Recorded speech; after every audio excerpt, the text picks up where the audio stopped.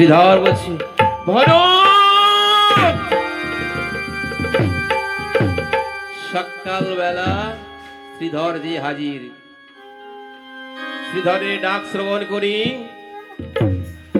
এবার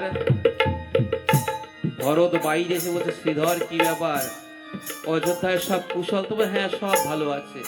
তো হঠাৎ এই সকালবেলা কেন? শোনো, তোমার দাদা রামচন্দ্র রাজা হবে, তো এই আনন্দর দিনে তোমাদেরকে সবাইকে ডেকে পাঠিয়েছে। ও ঠিক আছে। ভরতের মামা যুধাজিৎ বলছে, মামা আমাদেরকে বাড়ি যেতে হবে, গুছিয়ে দাও। আমাদের দাদা রামচন্দ্র রাজা হবে, এই আনন্দর দিনে আমাদেরকে যেতে হবে। সবাই ভরত শত্রুকে গুছিয়ে দিয়ে রথে উঠে বসে আর মনে মনে বলছে, আমার দাদা রাজা হবে, বসবে সোনার সিংহাসনে। আমার দাদা রাজা হবে, বসবে সোনার সিংহাসনে। আমার দাদা রাজা হবে, বসবে সোনার সিংহাসনে। আমার দাদা রাজা হবে, বসবে সোনার সিংহাসনে। রাজনীতি করবো আমরা ভাই চারজন মিলে, রাজনীতি করবো আমরা ভাই চারজন মিলে। আমার দাদা রাজা হবে, বসবে সোনার সিংহাসনে। আমার দাদা রাজা হবে, বসবে সোনার সিংহাসনে। আমার দাদা রাজা হবে, বসবে সোনার। রাজনীতি করবো আমরা ভাই চারজন মিলে, রাজনীতি করবো আমরা ভাই চারজন মিলে। আমার দাদা রাজা হবে, বসবে সোনার। আমার দাদা রাজা হবে, বসবে সোনার সিংহাসনে। রথ যখন অযোধ্যায় প্রবেশ করেছে, অযোধ্যাবাসী এই এতে ভরতের ষড়যন্ত্র আছে রে, এতে ভরতের ষড়যন্ত্র আছে। কেন জানিস? ভরত নিজে বলতে পারেন, মাকে বলিয়েছে, এতে ভরতের ষড়যন্ত্র আছে। আমার দাদা রাজা হবে, বসবে সোনার সিংহাসনে। আমার দাদা রাজা হবে, বসবে সোনার সিংহাসনে। ভরত বলছে, এই ভাই এই আনন্দর দিনে কই আমরা ভাই চারজন মিলে। শঙ্খ বাজে না, প্রদীপ জ্বলে না, ধূপ জ্বলে না, কি ব্যাপার বলতো? যেন শোকের ছায়া নেমে আসছে রে, কি ব্যাপার বলতো? আর বলছে, এই তাকাস না রে, তাকাস না, ওদের দিক তাকাস না, এসব অভিনয় কর। আমার দাদা রাজা হবে, বসবে সোনার সিংহাসনে। রথ থেকে নেমে যখন পিতার কাছে যখন যাচ্ছে, মন্ত্র সে বলছে, আরে ভরত শোনো শোনো শোনো, তুমি তোমার পিতার কাছে যেও না, তোমার পিতার সঙ্গে দেখা হবে না, আগে মায়ের কাছে যাও, আগে মায়ের কাছে দেখা করে তারপর পিতার কাছে যেও। কেন? না না, তুমি আগে মায়ের কাছে যাও। সত্যি? আরে যাও যাও, তোমার মা অপেক্ষা করে, যাও যাও যাও। আমার দাদা রাজা হবে, বসবে সোনার সিংহাসনে। আমার দাদা রাজা হবে, বসবে সোনার। যখন প্রবেশ করেছে কৈকেয়ীর মন্দিরে, সাদা বিধবার বসন দেখে ভরত বলছে, মা!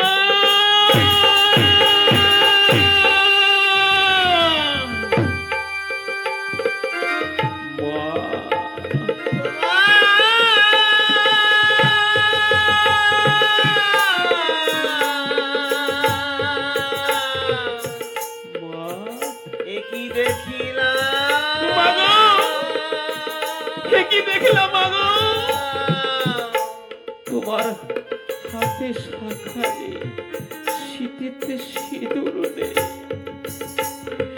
কি দেখলাম মা, বলো মা,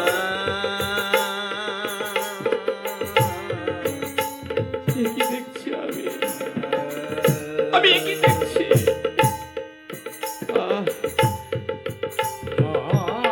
কি দেখছি? তাহলে পিতা আমাদের মধ্যে নেই। হ্যাঁ, হ্যাঁ, তোমার পিতা ইহলোক ছেড়ে পরলোক গমন করেছে। এই যে শ্রীধর বলল যে আমাদের দাদা রাজা হবে, না আমি তা হতে দেইনি রে বাবা, আমি তা হতে দেইনি। রাজা হওয়ার কথা ছিল জানো, তোমার দাদা রামচন্দ্রকে 14 বছরের জন্য মনে পাঠিয়েছি আমি, তোমাকে রাজা করার জন্য।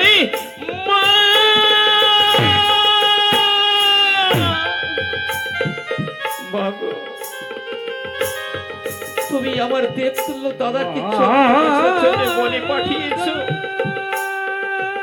আমার মুখে হাসি ফোটানোর জন্য। না, ভুল করেছো, ভুল করেছো, ভুল করেছো।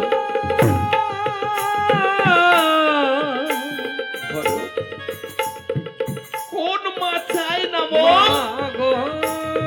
যে আমার সন্তান সুখে খাক? আমি তো তাই করেছি, আমি তোর জন্য আমি তো তাই করেছি। মা, তুমি জানো না দাদা অন্তে আমাদের জীবন, তুমি দাদাকে তুমি বলে আমার মুখে হাসি ফুটে দাদা বলো, অন্যায় করেছো।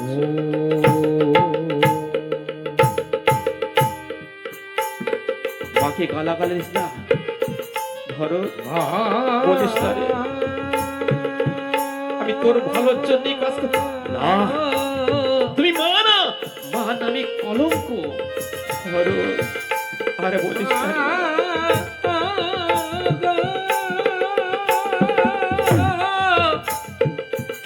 মা, আর তুমি আমার যার পুত্র ভেবে মনে করো, আর তুমি আমার কে করা, তুমি কি অপরাধ করেছো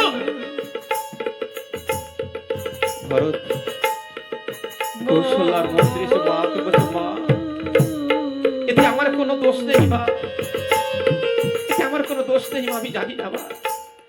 মা বলছে হ্যাঁ রে, তুই তো রাজা, আমার পাঠিয়ে দিতে পারিস, আমার পুত্র রামচন্দ্র যেখানে আছে পাঠিয়ে দিতে পারিস। মা গো, আমার কষ্ট দিও না মা। এবার পিতার কাছে কোলে করে বসিতে বলছে ভরত, তুমি তোমার পিতার মুক্তি দেবে না? 6 দিন ছিল তৈলর ঔষধি দ্বারা, 6 দিন। এবার তৈলর ঔষধি থেকে তুলে নিয়ে সেই মৃত দেহটা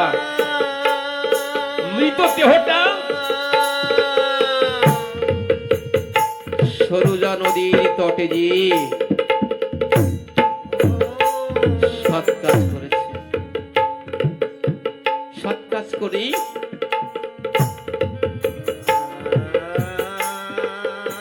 সেই নাভিটা কুস্তিটা জলে ভাসিয়ে দেবে, কিন্তু ত্যাগ করতে পারছে। পুরনো কথা মনে পড়ছে, মনে মনে চিন্তা করছে কি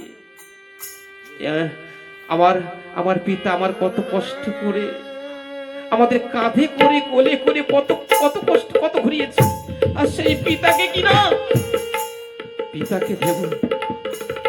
আবার এদিকে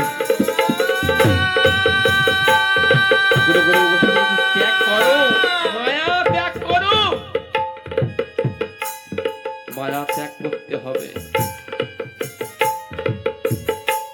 আজ তুমি যা করবে তোমার পুত্র এটাই করবে, কাটিয়ে দাও, ত্যাগ করো। দেখো আত্মা কোনোদিন মরে না, আত্মা মৃত্যু নেই, দেহটা পরিবর্তন। ত্যাগ করো।